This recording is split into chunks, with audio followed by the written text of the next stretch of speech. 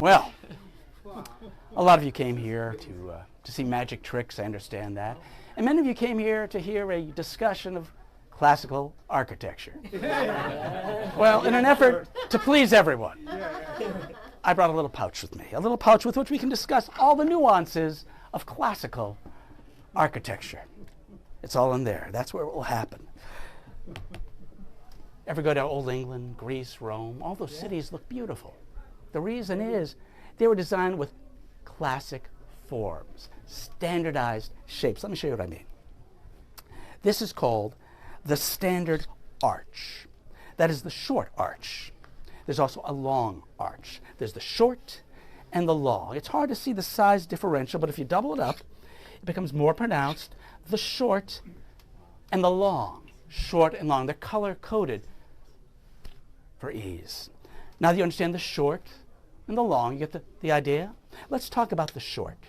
The short arch is an interesting one because we're making windows or doors. Oh, you thought this was the...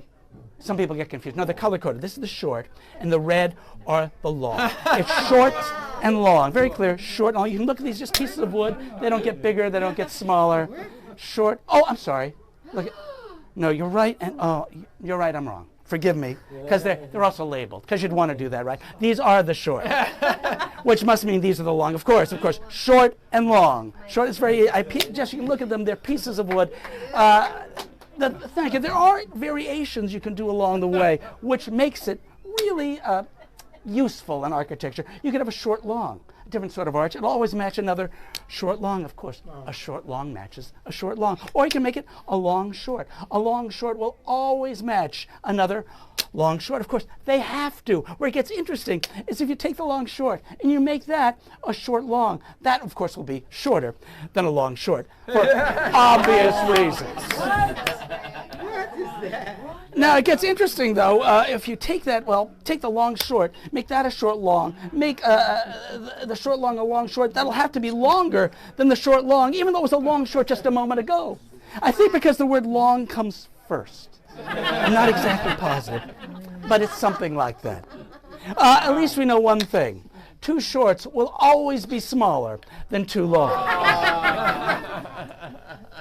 It does get a little muddy, I admit that, especially when you realize each one is exactly the same size. That, folks, is the long and the short of it. Yes, we learn, we grow, we change. It was educational as well.